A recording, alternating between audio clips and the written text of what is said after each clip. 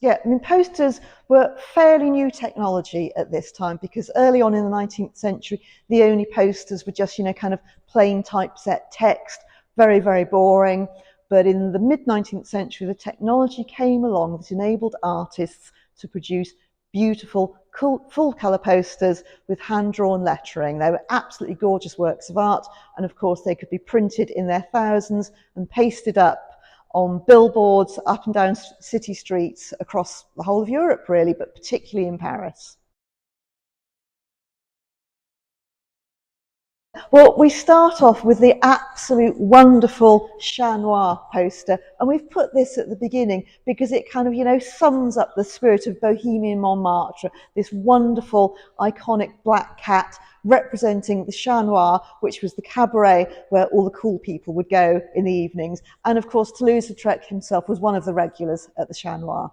Yeah, we've put this poster at the beginning, Bon Habido, because this company specialised, we can see the word here, in affichage, and that meant bill sticking. So this was one of the companies that would send their staff out and about in Paris overnight with pots of glue and brushes and armfuls of posters, and they would literally paste them up overnight to delight and enchant people who'd see them first thing the next day. Well, we're going to go and have a look at some Toulouse-Lautrec in a moment, but first of all, I've got to ask you, this is an amazing collection of...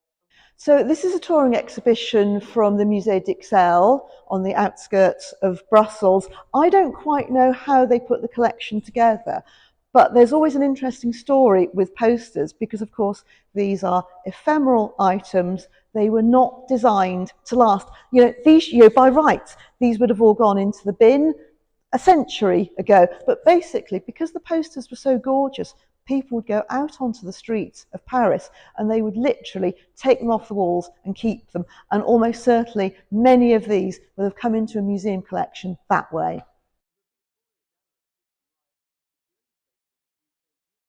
Yeah, absolutely. We're the only venue for this exhibition in Britain. It's been doing a tour of Europe for 5 years.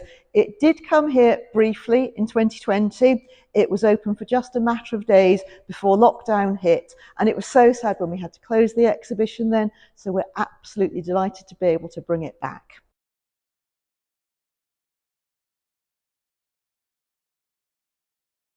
Yeah, let's go for a stroll, Richard. On the way, we're going to walk past these gorgeous posters by Jules Chéret, and he was the pioneer of French poster design. He actually came to Britain in the 1850s to learn the art of lithography. He worked in London for, I think, about 5, 6 years, and then went back to Paris and produced these kind of posters, which really kind of, set off the whole poster revolution in France. It was a really exciting time in Paris, and I think the best way for us Brits to sort of think about it is in terms of it being very similar to London in the 1960s, because France had gone to war with Germany in 1870. Franco-Prussian War worked out very badly for the French, and sort of as a nation, they were very scarred by it. But by the 1890s, the next generation had come along, the post-war generation, and just like the youngsters in London in the 1960s, they wanted to move on from the misery of that wartime legacy. So they wanted nightlife, they wanted consumerism, they wanted art, they wanted fun. And that's what you see in this exhibition. This is the first poster that Lautrec ever produced, and there's a wonderful story behind it. The Moulin Rouge was Lautrec's local. He used to go and hang out there every evening. I think possibly because that was the time in his life when he was living with his mum. So he'd go to the Moulin Rouge every night, and he absolutely loved the place. Charles Didier, who was the proprietor of the Moulin Rouge, launched a poster competition to publicise the venue. Lautrec, of course, entered the competition, and he won, and he produced this fantastic image. But bizarrely, when Lautrec first saw it, he was appalled because he'd never actually done a poster before. Because the thing about poster art is the artists design the image, but then it's the printers that actually put them together. So the reality of the poster was not quite what Lautrec had in mind. But even though he was disappointed by it, it instantly became iconic. 3,000 copies of it were printed and pasted up in Paris overnight. So, all of a sudden it was everywhere, and it was the poster that really launched his career and made him very well known. Because, of course, previously he'd show and work, kind of in the exclusive salon, kind of in the art world, whereas posters were out and about on the streets, and they could be seen and enjoyed by every type of person, from rich to poor and everything in between. So posters are a wonderfully democratic art form.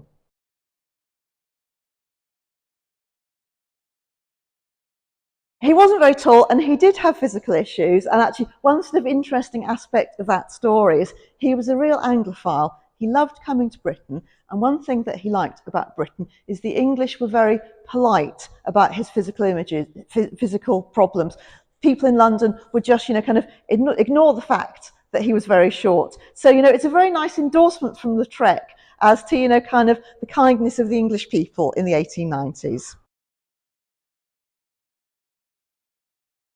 Lautrec was very happy to spend time on the margins of society, because he did find that with his physical problems, he was regarded as a bit of an oddity in the world of the aristocracy, whereas in the sort of world of bohemian Montmartre, where there were all types of people, artists, prostitutes, circus performers, singers, dancers, all sorts of people of all kinds of different sizes. I mean, for example, that world was very welcoming to people of colour, which was, of course, very unusual back then. So in that artistic world of Montmartre, it was very diverse, all sorts of different people. So it was a world where Toulouse Lautrec felt very much at home and very welcome.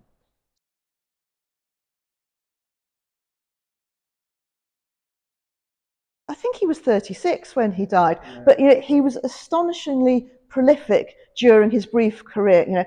Thousands of prints, drawings, paintings, but only 33 posters, and all of them can be seen and enjoyed in this exhibition. So, it's such a wonderful opportunity to enjoy Lautrec's work kind of, at its best.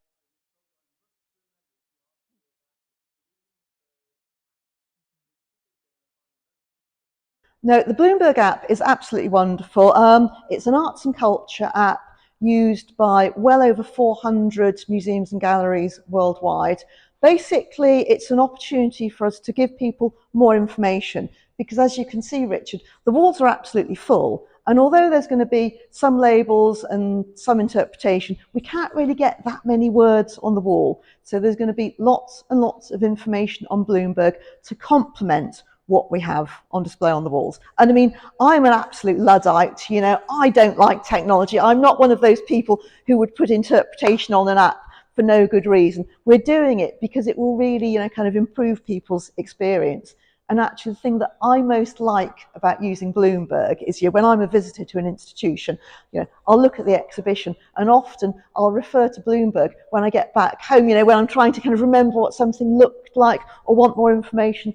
So it just means that people can prepare for their visit by looking at the information on Bloomberg. They can even book their tickets in advance through Bloomberg.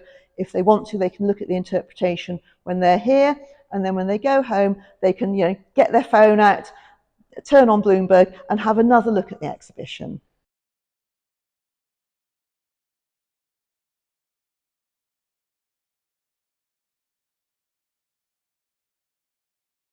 Yeah, basically, the scaffolding that you saw a couple of weeks ago was only there for a matter of days to bring more scaffolding into the building. So yeah, I mean, basically, it's going to plan.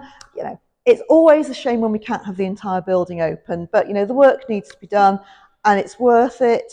We'll be open again later on this year, and it's going to be wonderful, because as well as a refurbished upper gallery, we're going to have a new education space. So it's really exciting, and there's lots to look forward to.